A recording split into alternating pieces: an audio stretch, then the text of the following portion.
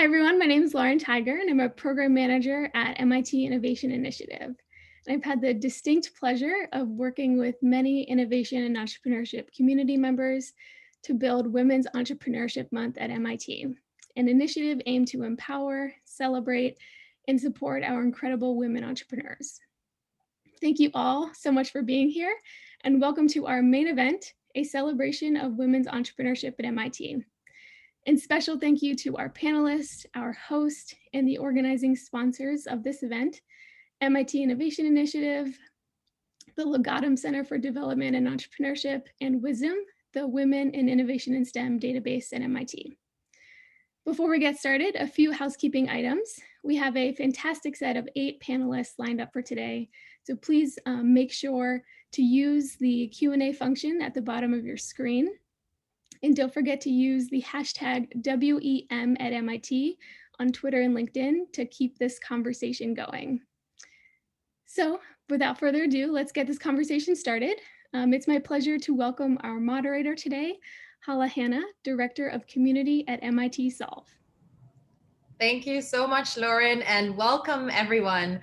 My name is Hala Hanna, and MIT Solve, where I work, is an initiative of MIT. Our mission is to bring innovation to solve world challenges. I will be your moderator for the next hour and a half. And, as Lauren was saying, this is a celebration of women entrepreneurs at MIT. Now, MIT has done a tremendous effort in the past decade to close its gender gap. We have an undergraduate class that is with half of its students identifying as women. The national average is below 15% for engineering classes. And so you may think, if you're an undergrad, why are we having this celebration? What's all the fuss about? And it has a name. It's called Leaky Pipeline.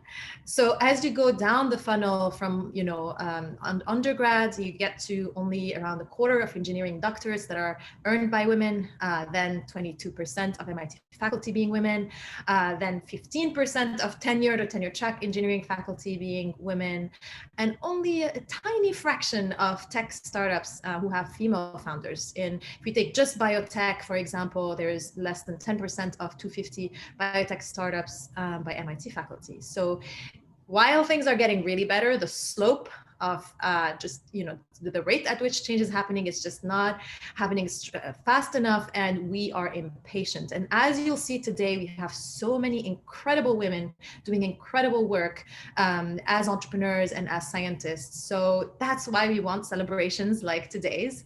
We have such a rich lineup. We've broken it up for you in 3 mini sessions. So you can look for rapid fire of insights on this very important topic.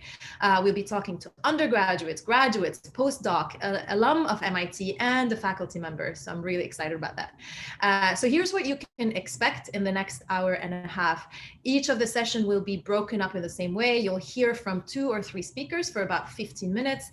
And then I want to take questions from you. So we'll have another 10 minutes of questions where you can join the conversation by using the Q&A feature at the bottom of the screen. So please put your questions there at any time. By the way, my job is also to be the annoying person who cuts people off and tell them to move to the next point so we stay on time. So please bear with me with that role. And this is being recorded, just so you know, for posterity. So let's get started. Help me welcome on screen Smita Bhattacharjee, Celine Lynch, and Shruti Muralidhar. Hi, so great to have you here. So let me maybe start with you, Smita. You're an undergraduate student. You're the co-founder of Tilt. I understand that Tilt was actually a spin-off of one of your D-Lab classes. Tell me more about what's that about, how that happens, what problem were you trying to solve? Yeah, so I actually kind of took this class called D-Lab Design a little bit on a whim, like freshman spring. And it turned out to be like a really good decision because we were framed with a problem from a community partner in India, which is something that all the D-Lab classes have. And we basically found out that in areas that lack proper infrastructure, it's really hard if you're a wheelchair user to go over stairs. And this has been a problem that's common across the world. And there have been like a lot of attempts at solutions here, but the thing that was different about DLab design was that they really emphasized designing for your environment and designing for the culture. And so we ended up designing a really low cost wheelchair attachment that made it easy for people to pull a wheelchair user up and down the stairs with more ease, because currently they have to carry the person separately and carry the wheelchair separately. And in general, it just decreases mobility for people who have like mobility disabilities or something like that. So it was an extremely important issue that we have the technology to solve, but just hasn't really been focused on or done in a way that's like appropriate to the environment and the technology that already exists. In this case, it was in India.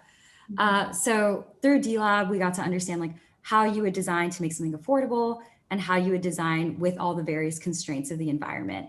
So I enjoyed that class so much. And by the end, this is my first time really building something. It's actually what also made me switch to doing mechanical engineering. And I was just so proud of it, that more as like a challenge, and because the DLab department has so much support and gives great advice, I continued it onwards as kind of a challenge to myself to like learn more and also just see where it could go. So also just big thank you to the DLab department for just supporting this the whole time. That's fantastic, and it sounds like you really, took advantage of the way MIT supports people who have ideas like yours. Does that design thinking, did that help you see other problems differently? Yeah, I know it sounds obvious that you would design for a problem, but I think that that's not inherently obvious when you hear about like startups and all these like flashy technologies that come out. And I think it really changed the way I saw like how you should approach design and like basically inventing or innovating a product, and how important it is to focus on like what the user needs and derive it based on that. So it actually has helped me a lot in every other project class that I've taken. Because it's really focused on the person you're designing for, and it adds like this human aspect to what you're doing, which makes it a lot easier to design better because you care about the person who's going to use it. So I think that that's something that was instilled quite heavily in that class, and it's changed the way that I view the design process, because it's not just technical. There's like a lot of empathy involved, and I think that that makes you just a better designer. That's really, I mean, since you mentioned empathy, do you feel that you being, your experience as a woman in this world has helped in any way? I think that it has. It's definitely, I think it's, in some ways, it's almost easier to find ways of talking to people and reaching out to people. I generally am just talkative and have like a somewhat more bubbly personality. And it's become really easy for me to like reach out to someone I don't know and through email and like set up a meeting. And I think in terms of like how me being a woman relates to like the empathy I feel here, I do think that I didn't realize that like my technical education would make me better at stuff like that. But I definitely have always like cared about people, and it just somehow like made it a more concrete way to address it. And I think being a woman in engineering is a little challenging at times, but I do think that people really respect when you are passionate about what you're working on, and like explaining the fact that this is something that can actually help someone, and being able to convince others that this is important to the world is huge here. That's so interesting. Thank you so much, Nita, for sharing your that experience. I'm going to turn to Shruti, because you've also been doing a lot of work in India. You founded two ventures, Insighcom and Bias Watch India, which you're going to tell us all about. And I want to hear about what problems you were trying to solve with these two ventures. Right. Thanks for having me. First of all, this is amazing. Insighcom and BiasWatch India are actually two. They have a lot of things in common, but they are also quite different. Insighcom is focused specifically on science communication for the Indian audience, and BiasWatch India is focused more on the fact that there are way too many manners around, especially in India. But a couple of things that were similar, actually. They were both born out of the same anger that I felt in two separate contexts, and I acted on that anger. And I think I think that's what made a difference. A lot of people see manners, and a lot of people see a lot of bad things around them, and they just don't do anything, or they just go, oh, that's just how life is, or that's just the way the world is. But I was angry enough to act, and I think that really helped. So InSciComm was basically born out of the anger of somebody telling me that science communication is not at all important, and that people don't need to know how science works. And this is 3 years ago, 4 years ago. Clearly, that person's been proved very wrong by now. As we can see, we're in the middle of a pandemic. BioSearch India was formed simply because I was just tired of seeing men scientists, Indian men scientists, everywhere in every talk that I was going to, and every sort of panel, every discussion I was looking for. And so I teamed up with one more person who felt just as strongly as I did. And we founded BioSearch India. And BioSearch India basically does very simple things. We call out manners, and we also basically build a database of all the Indian women scientists today. So all the faculty, every woman scientist working in India, at least we're trying to document them, and we're trying to put them in one database. And we also provide something called a base rate, which is the base rate of occurrence of women in each of these scientific fields. That really speaks to the importance of being seen, and of providing, if you can't see something, you don't necessarily realize how much it exists, is a part of it as well, kind of pressuring and shaming people into, I find that the manel concept here in the US works when you kind of shame conference organizers by showing them that they're hosting a manel, not a panel. It tends to kind of spur them into action. Have you seen that as well? So unfortunately, it doesn't really work in the Indian context. So pressuring and shaming works when the person who's organizing the talk or the conference is actually active on social media, and they can sort of, look at feedback or look at people calling them out, saying, hey, this is like 10 men in a panel on sometimes it's about women's health, which is like unbelievable. But yeah, it works when they're ready to take feedback, and it works when they're open to sort of even just general criticism. That's not really the case, at least as far as I've seen in India. But what really helps, and what gives me a little bit more hope than usual, is that we are calling out, and are sort of coming out and calling out manners actually helps other people realize that manners exist. So one positive thing that's come out of all of this is I've had so many people come back to me and say, oh my God, I never used to notice that there are no women on panels, and now I notice it all the time. So it's not getting back to the organizers directly. I feel like we're at least building a lot of awareness of these kind of things. Right. No, I mean, that's the first step, right? To get people to see what it's like. Okay, I'm gonna come back to all of you. I know there's also some questions that are trickling in from the audience, which is great. But I do want to hear a bit from Seili as well. So you're an MBA student, you're a founder of Green Source. Tell us about it. Yes, so I just graduated from MIT Sloan in May, but I still feel very much a part of the community as an alum. I started Green Source in 2019 with support and help from Sandbox and Legatum. And the genesis of Green Source was trip there. And like Smita said, you really have to think about your user and the problem that you're trying to solve. And I was immediately going to the solution when I first started my startup, and that was wrong. And what I started with was a solar company and named ChargeCam, and we really were focused on providing solar technologies to Cameroonians. And I realized that it cost way more than they could afford, about 4 months of income for a smallholder farmer, which was my primary client base. And so then I went back to the problem and I said, what is really the issue here? And they didn't have sustainable income. And so that became my driving question of how to solve this issue. And so the majority of them were gaining their income from their agricultural products. And Cameroon's one of the #1 producers of palm oil.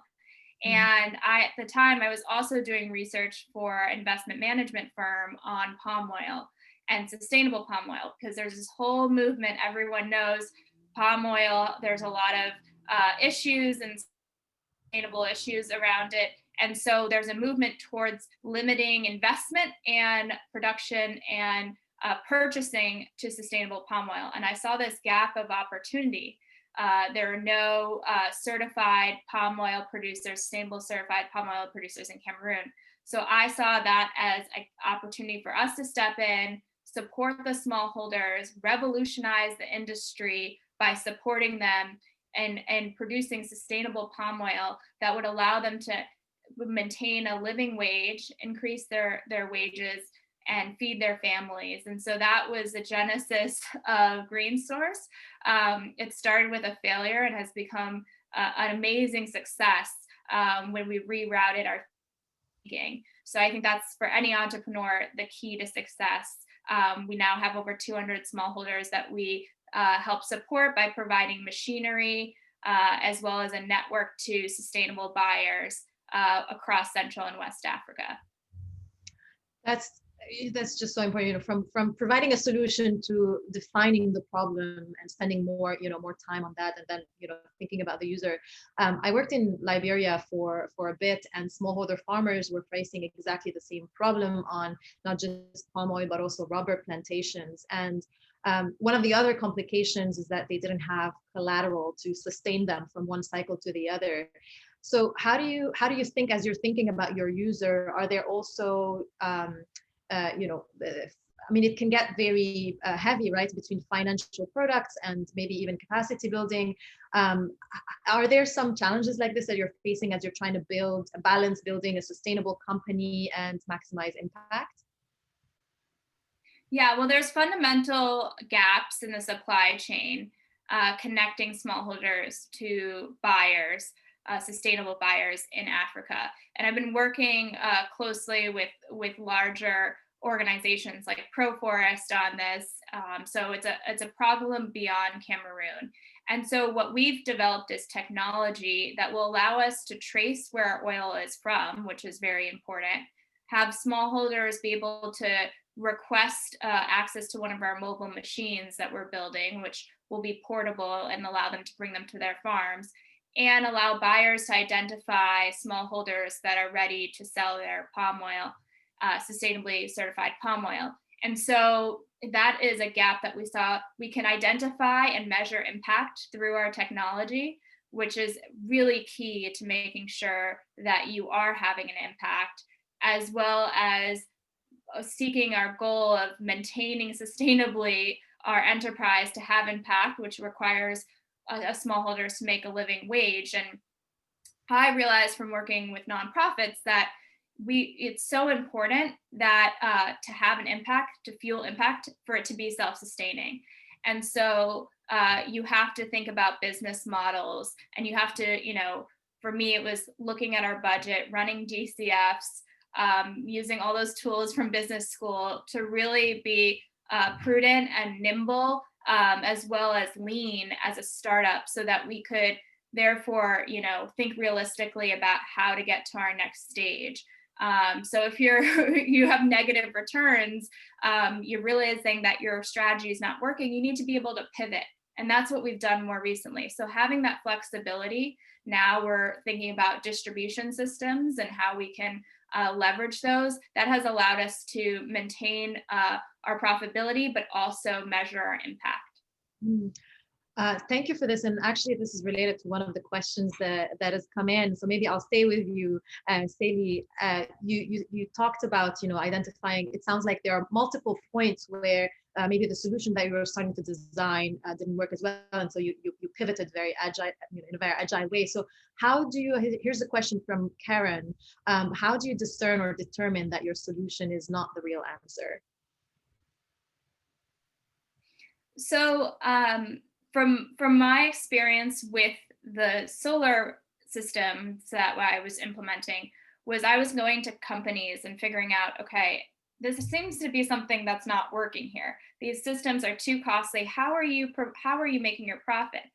And what was interesting in Cameroon was there were a lot of government schemes. The Chinese government had invested a lot in oil in Cameroon, and as a return, they would give out a few solar systems through these companies. And so when you think about the history of colonialism and the extraction from these countries, the solution is in supporting the smallholders and providing them with the resources so that they can create their own income, generate their own income, and elevate that. And so I think it's really doing that deeper research, looking down deeper into the supply chain and figuring out exactly who is supporting your businesses and who is sustaining those around you, and figuring out if that's actually really having the impact that you want it to have, and that impact is sustainable over time and is supporting the population. So I keep going back to Smita's point about really understanding your user is so key to that, as well as whether it's actually servicing your user in the best way possible. So doing that deeper supply chain research is important in that process. Thank you. And I hope, Karen, that answers your question as well. You have someone, by the way, Sadie, that's offering to support and work with you. So you should check that in the Q&A. Now, let me switch gear now and maybe go back to Shruti. And please, for those who are listening, there's so many of you here. Please drop us the questions, and we'll come. There are a few that I'll definitely come to in a moment. I think you mentioned this, anger that you're channeled into action, which I think is a very good fuel for a lot of us. You're also a translator. You switch between doing the science and talking about it. Why is that important to you? I think it's very important, like I said, especially at a time like now. I mean, when the pandemic first began, all of us, most of my colleagues, most of the scientists I know, especially wet lab scientists, were confined to just staying at home. And one of the things that I realized was that while there was all of these narratives and these explanations that were coming out from CDC, from NIH, from all of these big sort of health-related groups, and even they were struggling to communicate how this pandemic was going to pan out. And the more I dug into it, the more I realized that people are they're very unsure, or they sort of can't understand sometimes the concept of what a virus is. Like, I can give an example. My mother came back to me one of those days and texted me and quickly, and she goes, "Are viruses even alive?" And I realized there are some things that I, as a scientist, or we as scientists, take for granted. We just simply take for granted because we have access to all of these things, and we know how to read, and we know how to assimilate knowledge. But we don't think about how somebody without all of our background and training is going to look at all of this information that's just being thrown at them at this incredible rate. So I think, personally, I think it's very important for a scientist to be able to do science, but also to explain to somebody else who's not a scientist as to why it's important, and what good is going to come out of it, or what bad is going to come out of it, or how is it going to change the world at all. So at least as a science communicator, for me, that's what drives me, and I want to be able to get better at explaining science to people who are not directly related to science every day.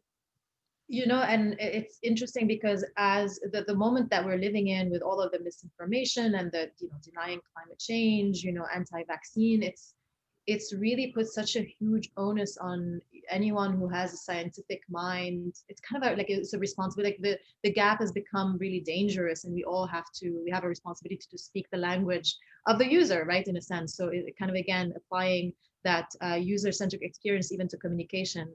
Thanks for that insight, Shruti. There's a question in the Q&A that actually I would like maybe to ask all of you, starting with Smita, about how you first, what were the ways in which you got resources for your project, whether it was funding or other things at MIT and beyond?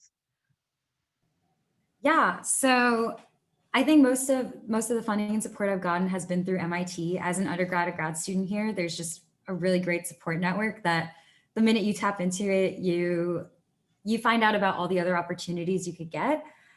So I've gotten support from like just Europe funding, which is undergrad research opportunities where you can just get paid. It's like a nice way to like make sure that you're really spending time on your project. But outside of that, I've also been lucky to have support from the Legatum Center to get seed grants to actually travel to India and work on the project and talk to users in the field, as well as through PKG Ideas, where our team actually got, I like the $10,000 was one of the runner-up prizes.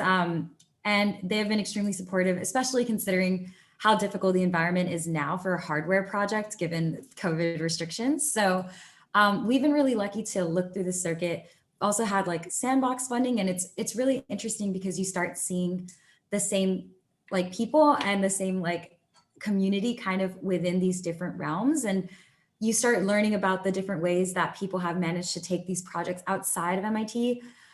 So we've also tried to connect with like colleges in India, like IIT Delhi, and talk to different like assistive tech laboratories there to see whether we can actually get something on the ground. So I think there's just, it's one of those things that like the more you poke and ask questions, the more you'll find. And MIT does a great job of having all these opportunities. And I know that we've just scratched the surface of it, but I think that that's been integral to like how this has maintained for so long. And overall, there's just a lot of different classes that have like resources and connections with people in the community that are also very human-centered design focused, like assistive tech classes, as well as other D-Lab classes. And then also currently right now, like my senior capstone class. So reaching out to just staff at MIT is also extremely helpful and useful given how close they are to you. Well, if you're an MIT student, I hope you're taking notes because there are so many things here. Okay, we have, if you can believe it, we have like 3 more minutes. That's it. But Staley, there was a question here around scale, and maybe we can actually link it to if you can tell us a little bit about the journey so far from funding, the beginning, the idea, the prototyping, and then what are you thinking about for the next phase? Yes, well, I want to start first by identifying that today is Women's Entrepreneurship Day. And as a woman in entrepreneurship, it can be hard to assert yourself sometimes. And my journey as an entrepreneur has been so much wedded to my identity as a woman and learning how to be confident in selling my company, as well as our idea and what we stand for, as well as asking for funding and grant money. And I thought it was so interesting just going to see my peers, and we're both pitching on the same day. And he has this churro business and hadn't had anything in ground. And he said, I'm going for 20K. How much are you going for? I was like, 20K. Oh my God. I was like, I didn't know I could even ask for that much. And I don't know if I deserve that much for my startup. And I think that these are questions and doubts that I see women often having so much more than men. And going in with confidence that your startup, your company is valued at this, and you deserve this because you know that your company and your mission is worth it. And so I say to any woman out there, don't doubt yourself, don't doubt the worth of your company, and go out there and reach high. Because if you don't ask for it, you're never going to be, explored as worthy of it. And so that was so important for me to learn, and a huge lesson in success in scaling my business. And so when you think about scaling, someone who is so important in that process is Jost, who I see is asked a question here. And I took his class, his entrepreneurship class, and it was about thinking about how my machinery and how my business could replicate itself in different markets. Looking at different kind of political situation in Cameroon, which is very tense, you need a space that's mobile, a machinery that's mobile. So I was able to move my machinery from stationary machinery to that which is on motorcycles, and you can that are GPS enabled, so that you can identify where they are. You can pull them out of areas when there are conflicts, etc., politically, but also when identified another user that needs them. So by replicating this model and one that's mobile, we can expand beyond our localized area. So thinking through how you can use technology to do that is helpful in replicating and mobilizing your business.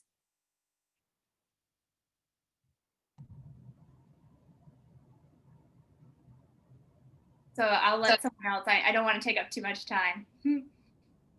Saley, I missed a little bit of that, but that was brilliant. And I love that point about confidence, because it's so often we're told, well, it's just that women, like you take feedback too easily. So of course people will doubt, what it is that you, and part of me is like, well, okay, fine, I'm going to have broader shoulders. And the other part is like, well, but that's the whole point of having diversity, right? Is that my approach to this problem and to leadership is going to be different than, a man's. And I also want a world where that's not, we're not penalized. But thank you. This was very inspiring. Let's see. So I am going to, and you're getting +1s on the confidence point all around. Thank you so much. We are at time for this panel, even though I have like a million other questions, both about your work, about your experience at MIT and beyond. Maybe we should have another chat. And in the meantime, I have to, otherwise, Lauren is going to be upset at me. I have to move to the next segment. For those of you who are just joining us, welcome to the celebration of the incredible women entrepreneurs of MIT. This is now starting our second of 3 sessions. We'll spend 20 to 25 minutes with 3 inspiring and insightful panelists. As always, please put your questions. We'll be taking them. And now I'm going to ask you to welcome on the screen our panelists, Floris Engelhardt, Rebecca Kai, and Jasmine Sheen.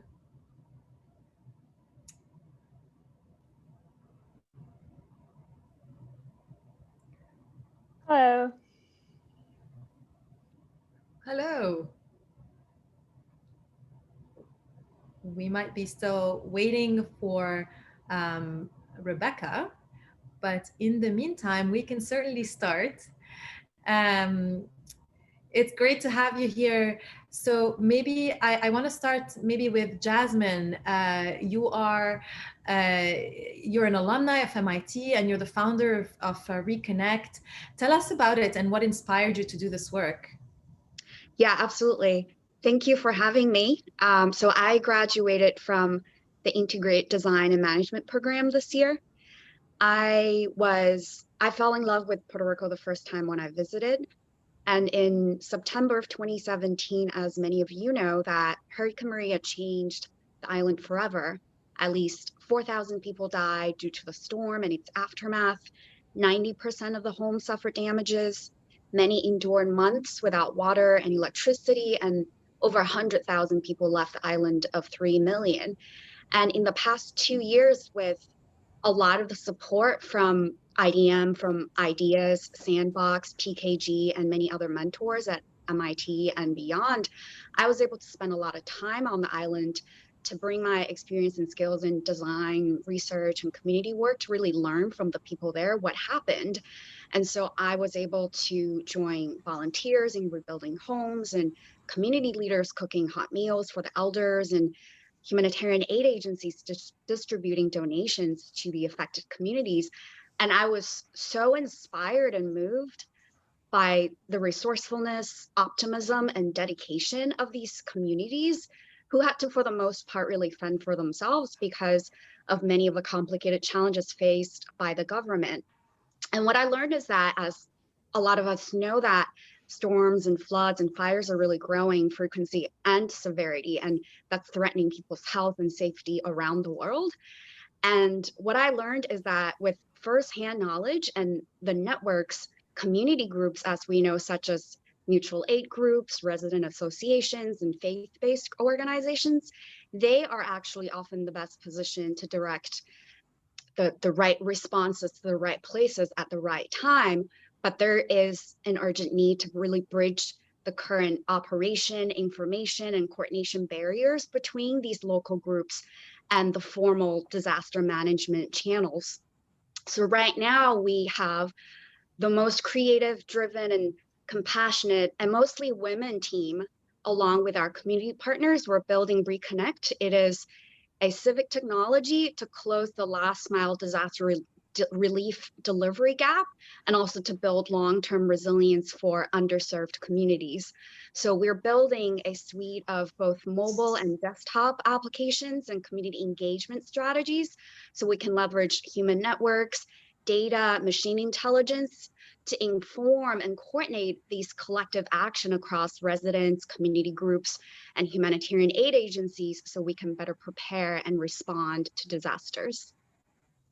That's fantastic, and I mean, this is a pretty hard challenge, right? Because it's not just the user in some sense, it's not just the person, but also these institutions. So how do you bring the human-centered design approach to a work like that? Yeah, so I've spent a lot of time being on the ground, and I was brought home by these community leaders and spent months in these communities to see, and shadowed community social workers to see what works for them. And what I really learned is that not only Puerto Rico, but really we're in an age of climate disasters. From my home in southern China to the Gulf of Mexico, Puerto Rico is really just one of the many places that bear the brunt of the burdens. And I've lived and worked across 5 different continents, and I'm convinced that communities really already embody the innovation and strength that need to make the kind of positive changes. And as we've heard from the other panelists, that coming to understand and embody the compassion and empathy to see that strength in them is what's really important. And as I've also come to learn that with the kind of opportunities and resources that I've been lucky to have, I think we in many cases are best positioned to be the facilitator, the connector, and enabler of the communities themselves.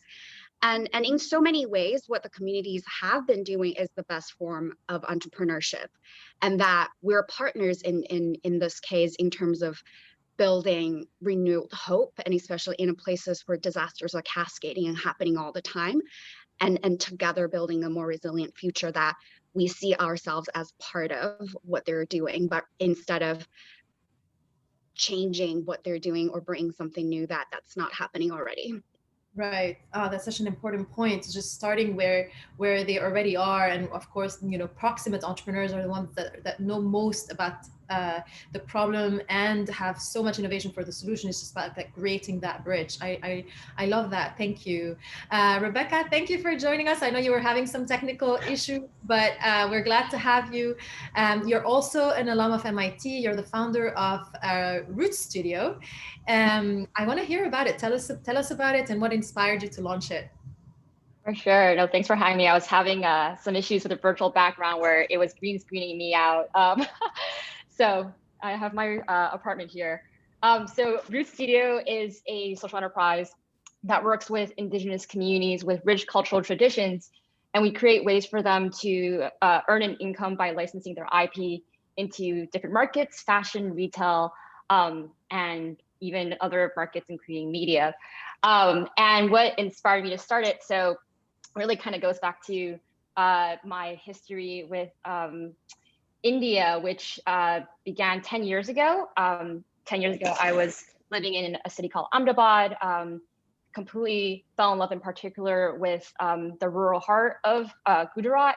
Had to keep going back, even though I am from the States, ended up back on a Fulbright, ended up back on a Nat Geo grant. And then before I know it, I've been in India for about 4 years, doing a lot of research work, looking at this rural to urban transition that was going on there. And I think what just kept captivating me, even though the dominant narrative for rural communities is that it's backwards or full of poverty and they need to modernize and urbanize, is that in the absence of mass manufacturing or a lot of these urban systems, there's a lot of creativity, originality, and identity. And that's rooted in who they are as people. And often all of that gets overlooked. So I think it was pretty interesting because I didn't want to just romanticize the issues that did exist in the rural communities, but that there was also something that was so powerful about the creative skills and assets they had as artists and creators in rural areas, and also a real tangible need for income and livelihood, which is a result as to why so many of the rural places are changing with rural migration.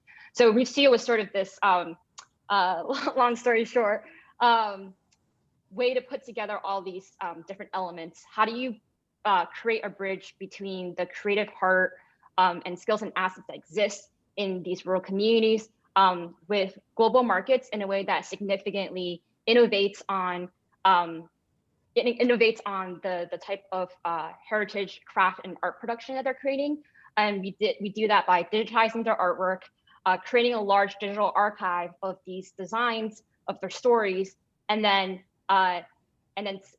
pitching that to brands and retailers who are constantly looking for designs. Hence, we have the cultural appropriation issue, but making them pay for the artwork, getting ways for the artists to have and the brands to create a consensual process in terms of what is being told, and hopefully looking at a completely new model of cultural preservation that sustains livelihoods. What a beautiful story of like cultural preservation, reversing appropriation, but documenting that richness of indigenous communities, cultures, and practices. And I know that you've partnered with a lot of big brands, H&M, Prana, Tommy Bahama, among others. So I want to hear about how you've managed to secure those partnerships. It sounds really glamorous right there, but I just remember when I first moved to New York, and this was slightly after MIT, I have no background whatsoever in fashion. So stepping into that world, I remember going down to Soho, and then I had someone on my team who was doing sales, and she was a veteran in, she was like a 30-year veteran in the fashion industry with Ralph Lauren and H&M Vijayani and all these high-end brands. And I remember taking our Root Studio pitch book of all this huge portfolio of all the artwork from communities we work with in Madhya Pradesh, and then laying it on a table inside this brand I can't name the name of, but as soon as I sat in their showroom, I was like, oh, that's a really cool. It was like a purse brand. I was like, oh, that's a really cool purse, and she's like, yeah, it's one of two. Kim Kardashian just bought the last one, and it was just such a strange like. Reckoning of worlds that we were trying to bridge here. And I think in that journey, and along with a lot of journeys in bridging these worlds together in the brands, I'm always like, is this ethical? Is this unethical? Like, what are our values that we're going back to here when we're trying to create more abundance financially for the artists and communities that we work with here, and dealing with questions of like authorship and appropriation. And I think in the end, what we answer back to is a continual process of dialogue between the artists we work with, the brands, understanding all those constraints, and then creating boundaries around that, so that there's incentive for the brands, where in some ways that also helps the brands when they do tell the stories, they release the designs, that there is a pretty clear consensual process that allowed them to use that design. And I think through that process, the brands are also in some ways not just green or gender washing their marketing campaigns, but following a much more intentional process. Wow, that's so important, that that continuous dialogue to ensure that it's your indigenous communities at the center of all of this. And it sounds like what you're saying is that this goes way beyond. I mean, yes, of course, we want them to, we're looking to increase the income, to generate income that is fair, but it sounds like it goes way more than that, and more around the respect of the culture and the creativity. And how do you I think you started talking a bit about how you do that in practice. I'd love to hear more. Yeah, a lot of it is baked into even our legal contracts. So there's like the legal contract side between Root Studio and the brands that we work with. A lot of it is also baked into the design process in terms of what brands can change and what they can't change to honor what the artists and communities intended to. And then a lot of it is also baked into the initial process of the workshops that we have with the communities that we work with. So starting with each phase, actually starting from the community side, The Rutio team is primarily comprised of community organizers that work directly with leaders of every single community. And then they're the ones who are coordinating the workshops, figuring out consent around like, if we're digitizing this artwork, what can it be applied onto? What can it not be applied onto? So for instance, like swimwear is a usually big no-no, or sometimes like an art form cannot be applied onto a rug or anything that the feet touches because it's inappropriate. So we make sure that all of that is reflected in a process where when we pitch it to brands, like the rules are already there. And then once the brands are like, okay, we really like these designs, we want to roll this out for a season, a year or two from now. In our legal contracts, we also have several layers of boundaries to make sure that we have creative authorship around what they're about to post to social media, that we can like relay this back to the artists and communities and make sure that everything is okay as well. So that's the best we can do in a virtual world. We're skipping, you know, in COVID world, and we're skipping through a lot of different things. Usually we do a lot of our workshops in person and can do that, but that's a fire hose of our process. Thank you for sharing that. And Jasmine, I may actually ask you, you know, how, because your role is also as a bridger, how does that manifest in your work, which is quite different. But before I do that, I want to go to Flores. Thanks so much for joining us, Flores. Tell us about your work and how, you know, you work on single-stranded DNA production for gene and cell therapy. We want to hear all about it. Yeah, I'm completely in awe for like all these people here, like all the women. I could listen to it and just like not talk. Yeah, so I'm a postdoc, as you just mentioned, and I'm pretty early like stage. So I just started, but what I'm doing is that like throughout the last 10 years, people like researchers, basic research has looked into DNA and RNA nanostructures. So what that means is we looked into how can we actually learn from nature and use a biodegradable material and turn that into a product. And my work at the moment is just like after all these years that people actually kind of played Lego with DNA. I also want to look into how can we bridge, and that's coming back to what you just said, basic research and therapeutic development. How can we, in something like 2020, make therapeutic development, the development of vaccines faster in harvesting all the knowledge and all the ideas that we have at the universities and bring them into industry. Thank you. So it sounds, and is your aspiration to turn that into a, you know, a startup as well? Definitely. Yeah, I guess, so I've been lucky to have my PI, Mark Bate, who was actually hiring me, saying, like, we need at MIT not only postdocs who want to stay in academia, but also postdocs who are willing to take on the challenge and look into the more commercializing side. And therefore, I could, like, MIT has the venture mentoring service that actually allows you to give you 2 to 4 mentors who meet with you frequently and discuss venture ideas and help you to bring these ideas to life. And that's kind of what my current stage is. That's terrific. We started this conversation talking about the huge, you know, how the gender gap increases as you go, you know, undergrad, it's pretty much 50-50. And then by the time you're a startup co-founder at a biotech, it's like 10% of those that are led by women. So I'm really glad to hear that you're going into that. When you think about the path that took you to get where you are today, what are some of the things that motivated you and helped you at MIT and beyond? Panels like this. Yeah, I was like already as a child, I was involved into these kind of women meeting panels, definitely because kind of set into the car by my mother, who actually like owns her own company and just like put on these, like was able to join these fabulous female founder meetings. and I can really see a change. So whereas like now we have more women, younger women, who are willing to take on these challenges, and they don't need to circumvent and just like first like take care of the family and then after that start their own company. Thank you so much, Floris. This is great. Jasmine, maybe we talked about so many things. Maybe just keeping on that theme of, mentorship or resources that have particularly helped you to get where you are today. What would you say to women who want to pursue a similar journey to the ones you've taken to help communities prepare for climate change, which more and more of us will have to contend with?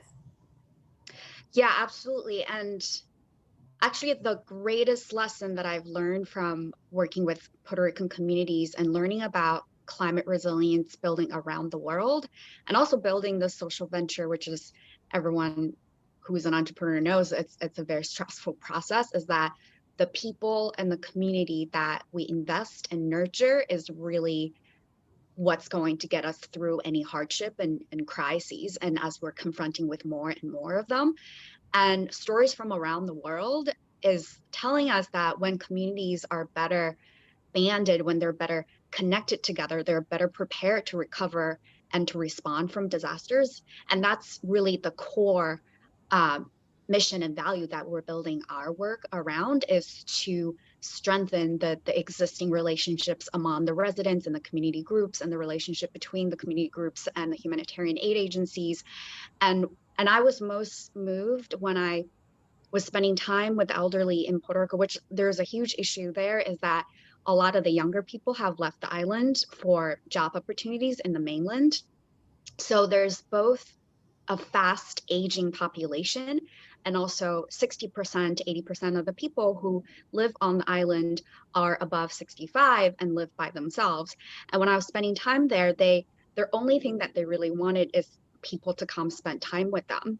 And a lot of the times, the digital solutions that we've been building are leaving them out, because if you need them to send a text or use an app, they're not able to do that. And they've told me that they're too nervous even to make a phone call. So the reason why we're doing what we're doing is to really encourage neighbors and friends and family and residents to check on each other, as they are going to be the first responders in most of the disaster situation. So, and coming back to myself, coming to MIT and building this startup, it is really my friends and the mentors and everyone, a lot of people, Rebecca and everyone here, that's really been supporting me. I wouldn't be here without all of these people, and especially my team as well. So I just wanted to emphasize on one of the wise women that I've always take that with me, is the quality of your relationships determine the quality of your life and your work. So really invest in communities and the people. That's really lovely. I couldn't agree more with that. The purpose of life. And speaking of that, there's a question from Zena in the chat about all of your organizations are very purpose-driven, I would say, and the purpose is top of the list. So her question is, how do you make sure you don't lose sight of that, of the ultimate goal of what you're trying to do? And maybe we stay with you, Jasmine, for a little bit. Yeah, I mean, I think for us, that's not even possible to lose the goal, right? Like the people that we work every day and work very closely with. And we see this not only, it's a data work that we're doing, but rather it's a social justice issue, because for so long that when we look at disasters, it's this broken bridges and infrastructure issue. But I think for the first time, maybe through the pandemic, that we see disaster, it's really a social inequality issue. It's a social justice issue. And we portray disasters in certain ways, but there are voices and stories and data and knowledge in many ways that the communities that they embody, we want to elevate that voices and give them a way to, we're rebuilding the way they want it to be, instead of just giving the easy fixes of bridges and infrastructure, but we need to take care of the more complex issues. Right. That's such a good point, Jasmine. And I think, Rebecca, you've spoken at length as well about how you keep purpose atop your list, regardless of what's happening and who your partners are. So that was also super helpful. There are a couple of questions from in the chat for Floris, both about the field, how it relates to bioinformatics, and wanting to learn more about your technology and connecting with the work that you do. So can you tell us a bit more about your technology, and maybe for those of us who are not scientists, I'm sure you'll find ways to say that speaks to both crowds. Yeah, I guess that's what we heard in the earlier panel. It's like hard as a scientist who's like so deep into their science to then actually like explain it to persons of a different field. I saw the questions. Definitely bioinformatics was the first question, and I must say I personally I'm a biochemist, I'm a biotechnologist, so I'm more focused on the therapeutic side, but there are applications, people already thinking of data storage and bioinformatics in that regime with DNA and RNA. For general, the technology, I normally start with saying, like, when people ask me why DNA, I normally start with saying there must have been like one day someone went into the woods, cut down a tree, and built a floating device out of that. And in that, this person turned a plant into actually something that's usable. And nobody else is now going to ask you, so when is the next flower growing out of your chair? So that's kind of the metaphor saying, like, we use DNA as building material in the beginning that was the start of this overall field, saying, can we use nucleic acids, DNA and RNA, to actually design and do architecture on the nanometer scale? And nanometer scale means take one of your hairs, cut it in 1,000 little pieces, and that's kind of when the point starts where we do our designs.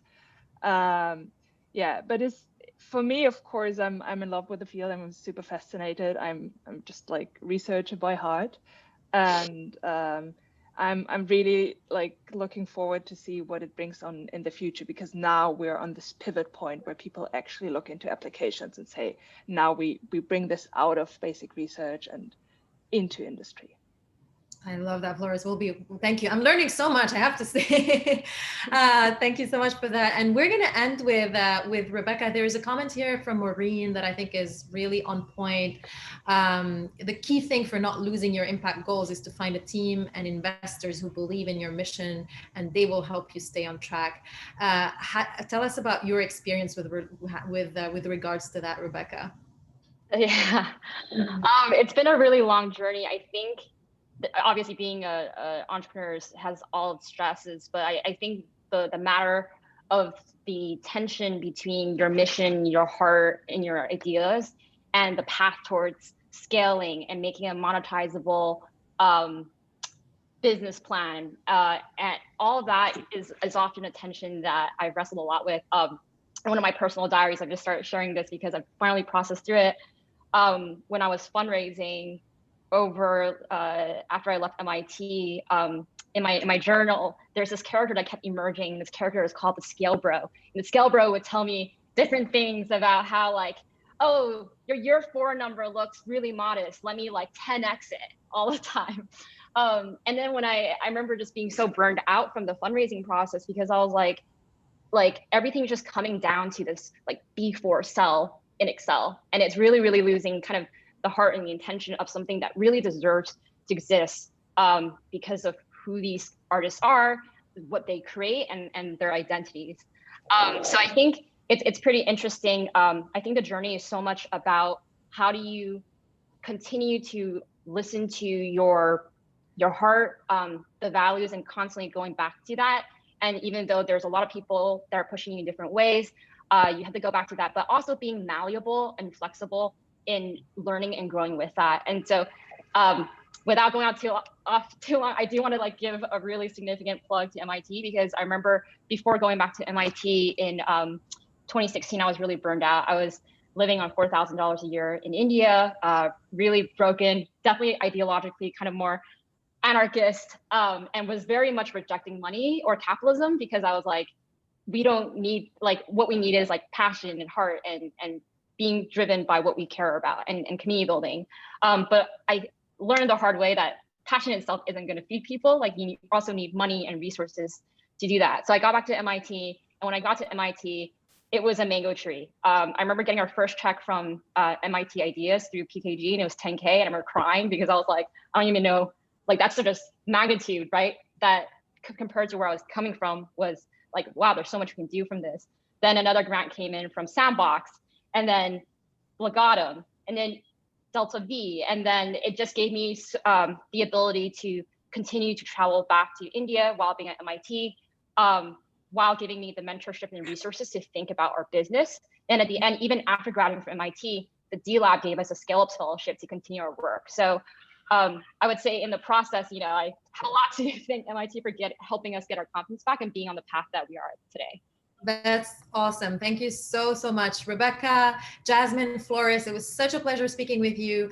We're going to switch now to our third and final panel. For those who are just joining us, welcome to the celebration of the amazing women entrepreneurs of MIT.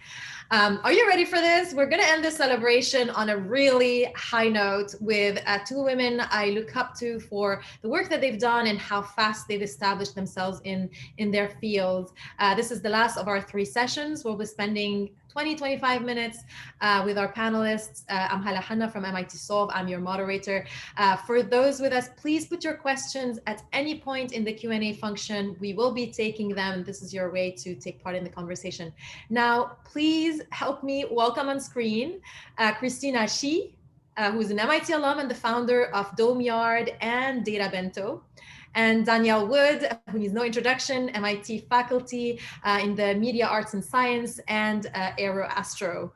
Welcome, Christine and Danielle. So glad to be here today. Thank you.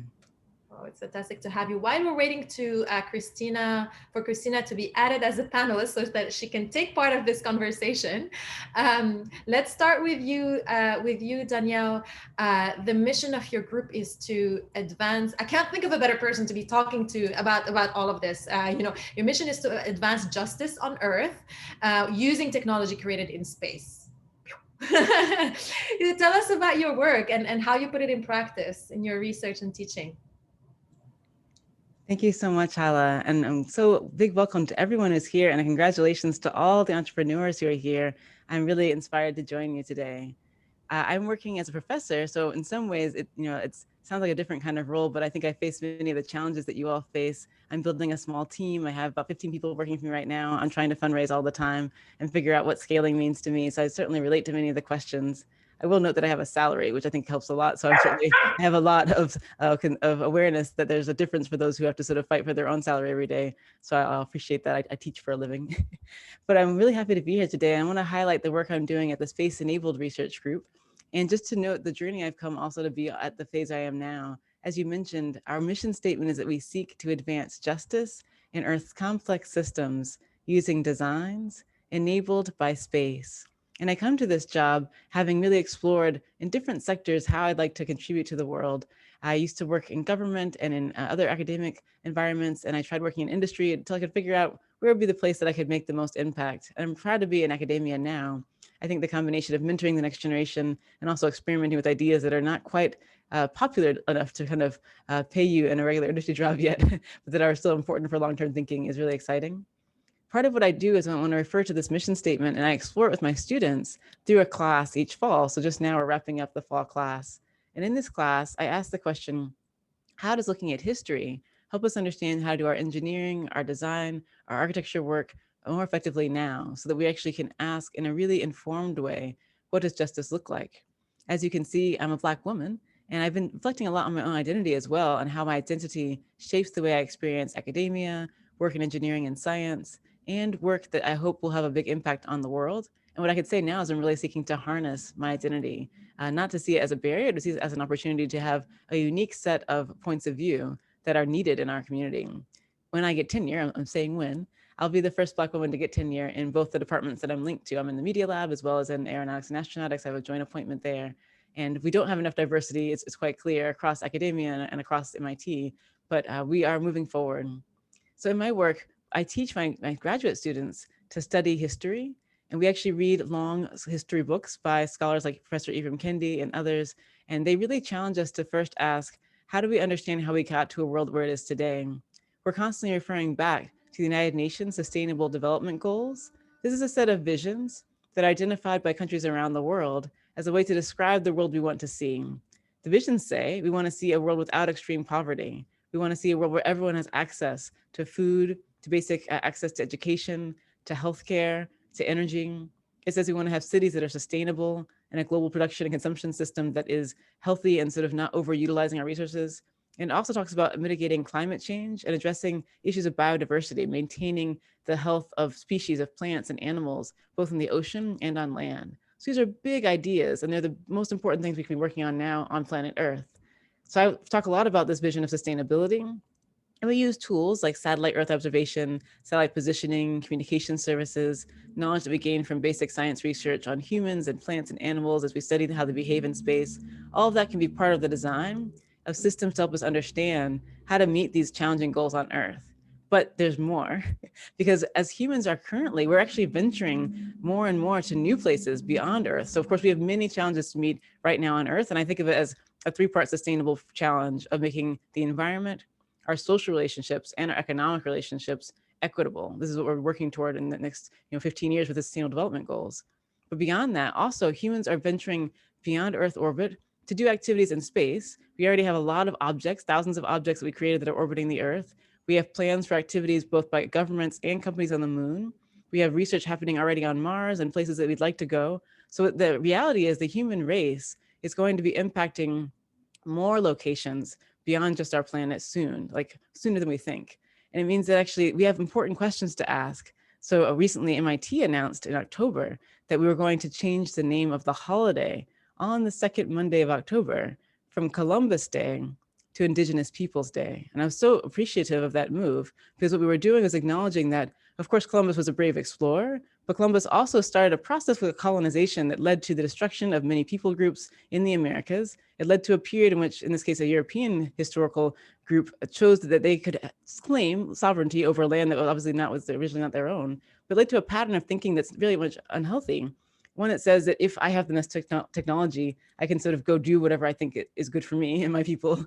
Whereas instead, we hope that in our next generation of space activity, we don't have that colonial view. So I actually wrote an essay on Indigenous Peoples Day this year, inspired by this change of name, to say, rather than being colonial in our thinking and going to space, can we actually be anti-colonial, anti-racist? Can we focus on equity for people from all different backgrounds, including those of different abilities, those of different gender identities, people from different immigration status? We have so much to consider in those groups that have experienced injustice. So how does this play out in our work? I have big ideas, but I also have a big technology I'm trying to use. So we're asking how we can use today satellite Earth observation systems to help address the local needs of communities, whether they're cities addressing COVID practices or whether they're cities addressing issues of conservation. We're working closely with teams in Brazil and India, countries in West Africa, including Benin and Ghana, and including also working with Angola and Indonesia. And we're asking how can they use satellite-based data along with other forms of data to make decision support tools to help solve problems now. We're also actually inventing technologies that we hope will make space more sustainable, but also accessible. So part of my research for the last 15 years has been studying how countries are getting involved with space in new ways, especially all over Africa, Latin America, and Southeast Asia. So we're actually currently inventing an approach to use beeswax and candle wax as low-cost, non-toxic fuel for satellites, which we think we can prove over the next few years through several experimental demonstrations. And the third area we're doing is applying research that draws from social science to help demonstrate concrete ways that companies like yours can actually consider the outcomes of your work from the point of view of social equity, meaning can we actually figure out ways to measure as part of the outcomes of what you're doing? Are you increasing equity for different racial groups, gender groups, groups that have experienced oppression due to colonialism and other forms of harsh thinking across different groups? Can we actually measure that companies and our technology outputs produce better social equity for different racial groups, gender groups, and others that have had challenges? We're proposing definitions for how to do this and wanting to explore it as a research topic. So as I said, I try to draw heavily from my own identity to say, how have my family and my ancestors experienced injustice? And can I convert that to actually creating a more just world with technology from space? That is so powerful, and there's so much in there that I hope we're going to have time to go back to. I mean, thank you for channeling this calm confidence that we've been talking about through the first two panels, and for showing us that you can be an intrapreneur as well and still have, to deal with the same questions. And I love what you said about harnessing your identity as an opportunity for the unique perspective that it gives you on the world. So there's so much more, because we've been talking about, the user as having a user perspective on things, and you're saying yes, and wait, let's also have a history perspective on things, and maybe we, the next thing that we'll be talking about is being Earthist, I don't know, as we think about going to space. But before, we're going to go back to you, Danielle. Before we do this, Christina, we're so happy to have you with us as well. You're the CEO and founder of not just Bento, but also Dome Yard, which actually tell us about them, because it's fascinating what you do. Yeah, absolutely. And thank you guys for doing this. And thank you, Danielle, as well. It's really great to hear what you're up to today. So my background is I was actually an undergrad at MIT. And if I could describe my undergrad in one word, I think, it's actually probably rejection for me was a really big theme throughout my time as an undergrad. I'm sure for many people as well, rejected from so many jobs, internships, student groups on campus, Europs, every other thing. In terms of majors as well, I wasn't really sure what I wanted to do. I was one of those people, there's a lot of us, people who were undecided, and at the very last minute declared course 15 at MIT, which is management science. And now it's changed to 15-1, 15-2, 15-3, which is great. I'm glad it's like expanding as a major. But definitely the biggest question I got when I was course 15 from undergrads was, and from grad students as well, is like, just course 15? Like, well, 15 and what? They always assumed it was a double major. And I said, oh no, I'm just course 15, and felt a little inadequate, for not double majoring. And but then the good news about 15 was that it was I didn't realize this at that time, but it's a very practical major. No matter where you want to go to, or whatever company it is, every company needs a finance person. They need someone to manage the budget and to manage the finances of an organization. Even if you work for a nonprofit, you need someone there to be a treasurer. That's required by law, at least in the United States. And so it was really practical. So I interned in finance in a couple of different places every summer, and realized that there was a lot, realized I didn't really quite fit in, I guess, is that feeling of, I guess we've all experienced being the only woman in the room at certain parts in our lives, and realizing that MIT, the classrooms, I took classes in, computer science, for instance, and it was pretty good ratio of women to men, in the rooms for the most part, right? It could be better, there could be more, it could always be better in different ways. But then you go on to Wall Street, and I was like, oh my gosh, I'm literally the only woman on the floor out of like 1,000 people. And that was when I realized, okay, this has got to change, and there's something that needs to be done here. And in addition, since coming from MIT, it's a tech school, I felt like I had more of a technical background, and that there could be a lot more technology in every industry, but especially in finance. And so decided, actually after my junior summer, came back on campus and just started to trade on my own at night, we traded the German markets at like 3 a.m. And I think MIT was interesting. They did a survey when I was an undergrad on sleep at MIT, because it's 3 a.m. right? And they discovered that the time that most students are awake was like 2 a.m. or something like that, which is kind of crazy, for other schools and other countries, that's a little crazy. I talked to my parents about this too. My parents are from China, and they said, in their dorm rooms, they had a curfew back then. They would turn off the electricity at 10 p.m. or something. And so, back before laptops, you just had to sleep, but nowadays at MIT, you look at how much innovation happens. A lot of it happens at 3 a.m. And so that was just the time I stayed up and did the thing I really wanted to do, and started just trading from my dorm room. And eventually, that was how our hedge fund got started. And that was the first business. And I guess just a quick foray on kind of why I started my second company, Bento, and why I'm actually leaving the hedge fund at the end of this year fully. So I'm leaving the board and all of my operating roles, at the hedge fund, to focus completely on Bento. And the biggest reason was because I think, Danielle, you mentioned a lot of great things as well, where, at MIT, I feel like we're often told, like, go out there and make a difference in the world, do something good for society, right? And I was like, well, people call me a finance snake, when I started the hedge fund. We're literally a money-making machine. I think we should not deny that, financial firms should not deny that, pretend like they're they're a charity, because they're absolutely not. And so just kind of realizing back then my justifications were, they were valid in their own way, in that, and I think everyone, depending on where you're from and what situation you were in, for me, I was $40,000 in student debt.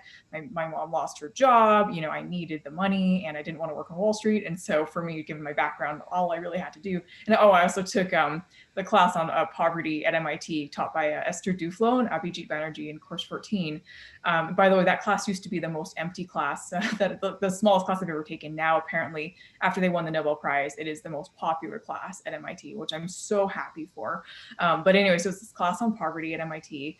And I had got a failing grade. And I was like, wow, clearly poverty is something that is I really want to do one day, and I really want to be able to help solve in one way or another. Can't be alone on this because it's a really, really big problem. But that, just realizing from that class that it is a more complicated issue than I thought it was going to be. You can't just go. It's not the easiest thing to start a charity right out of college when I was in debt and needed the money. And so started the hedge fund, and then now I realize today I'm in such a much better position to be able to leave and to say no to my own company that I founded.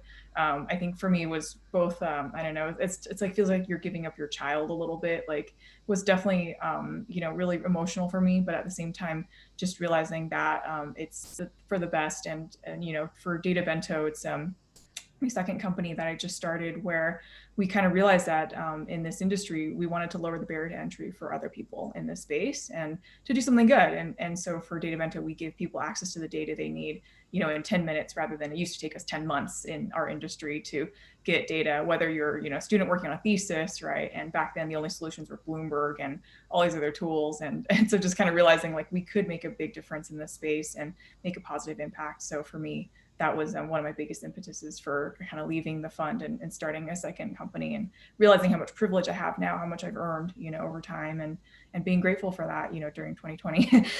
So yeah, I guess I'll pause there, but it's an honor to be here and an absolute pleasure to, be back at MIT virtually. Well, Christina, thank you for sharing with us this really the journey that you've gone through. Boneyard, you started it in your dorm, as you were saying, and then with very little of your own savings, and it's by the time you're trading up to 7 billion a day.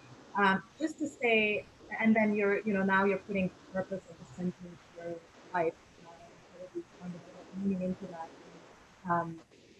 There are studies that show that women tend to prioritize that purpose more for their careers, and it just brings a lot from it. So you're also, I mean, this is just one of the hats that you wear. You're also on so many boards, from nonprofits to MIT Corporation. I wanted to hear, and also the culture of Invest in Girls. I want to hear from you. We talked a lot about gender diversity on board and what that means. What does it mean for you, and why did you want to be in the room?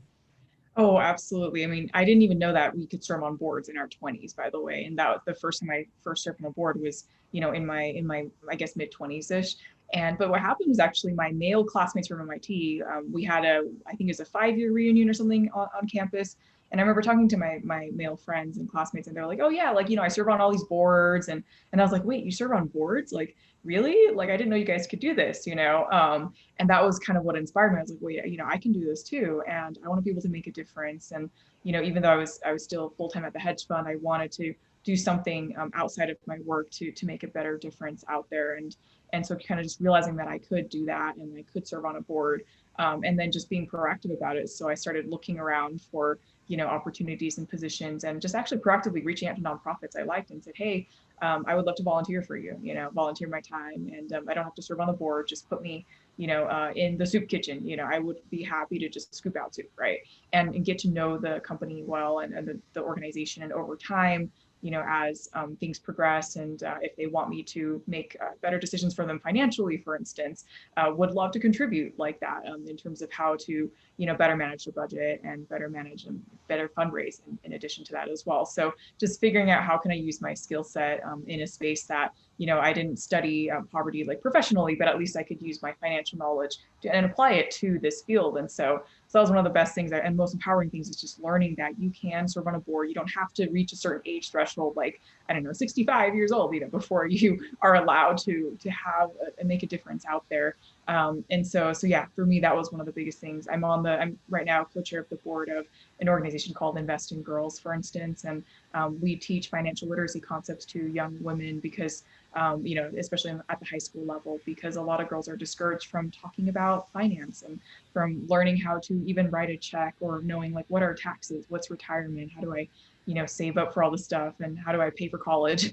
Questions like that that a lot of people have, but they're not taught in a lot of schools in Massachusetts. They don't teach a financial literacy course in high school, which is such a shame because then a lot of girls go on to college and they're in all this debt and they don't know how to pay it off or how to budget for any of that. And so yeah, like there's a lot of organizations that are just fantastic, and I definitely recommend for you guys, no matter how old or young you are, what stage you are in your career, go out there and see how you can make a difference. And it, doesn't have to be your full-time 24-hour job.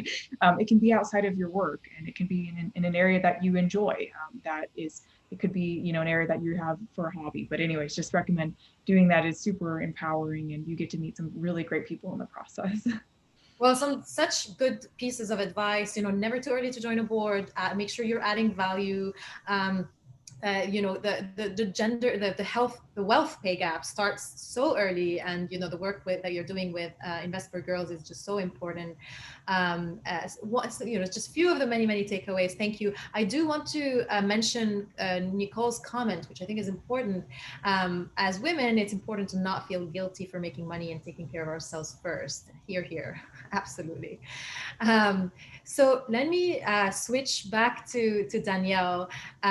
You're an incredible entrepreneur at MIT, and you've also seen a lot of women from your students be entrepreneurs.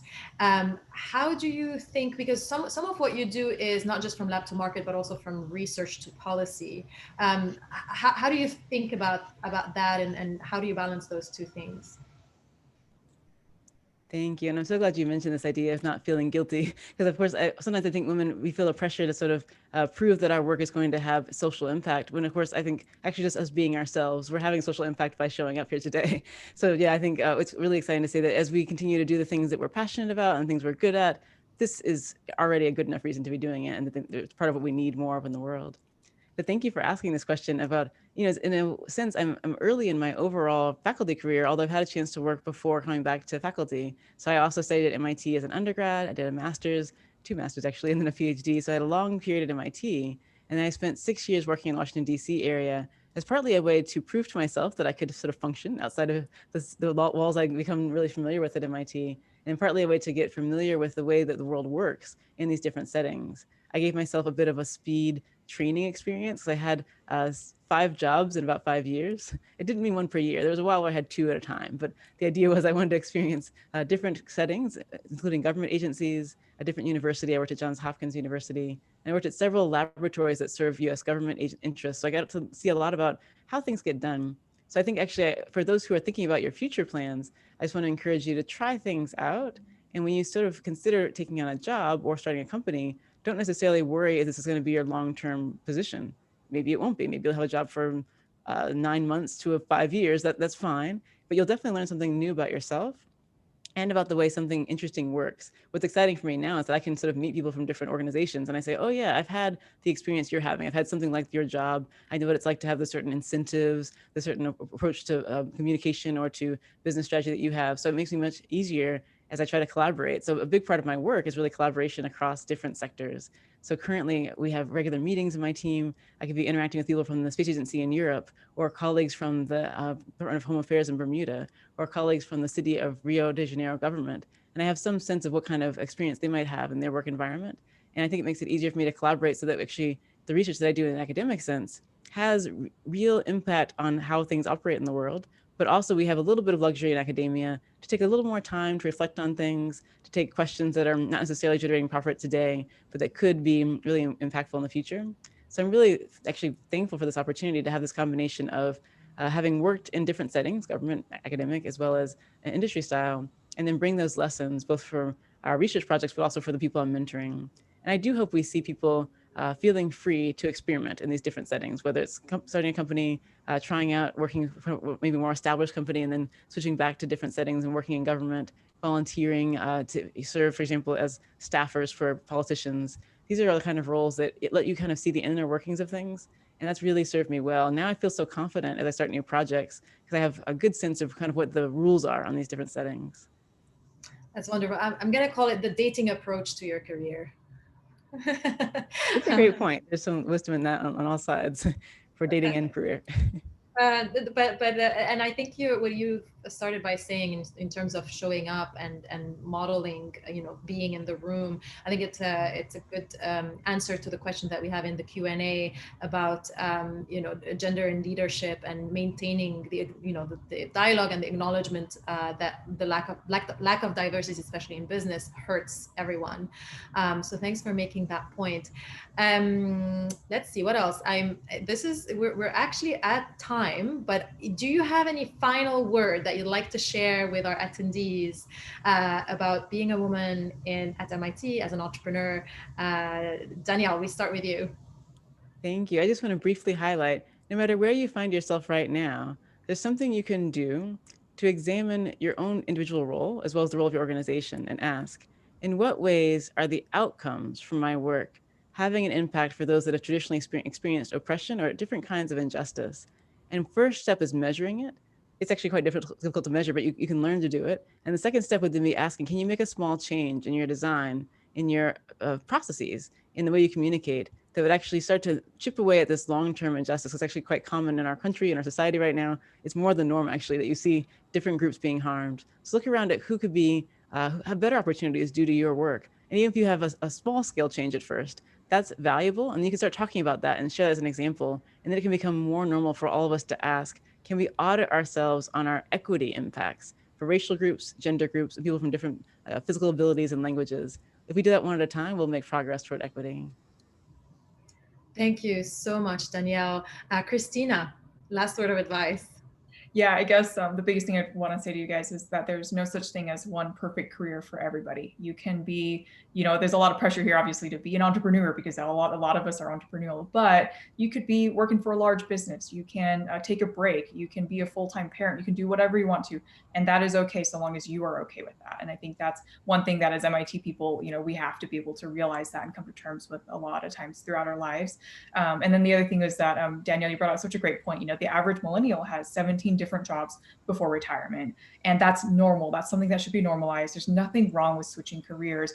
Since I work in finance, I'll give you an anecdote. A lot of my financial friends, they'll say, I'm going to sacrifice 2 years of my life in investment banking, let's say, and then do what I really want to do, which is Y or Z, something completely different. And one thing I just say is every moment of your life matters and counts. And so you can try to find a job where you're making an impact and making money and paying off your loans and, doing the things that you need to do to live and survive and thrive and to do well and have some time to vacation and relax as well, and that's all okay and great. And so just realizing that for me was really empowering, realizing that even though I came from a poor background in terms of growing up, but at MIT, making it to MIT was a huge privilege. And I didn't really realize it at the time. I have the privilege to find a different type of job. I don't have to just apply to 100 jobs and keep on getting rejected. I can try to find something that I actually want to do, not just what I have to do. And so yeah, just kind of realizing that privilege and realizing that it's okay to find a job that's that not everyone else wants, and that it's okay to take a different path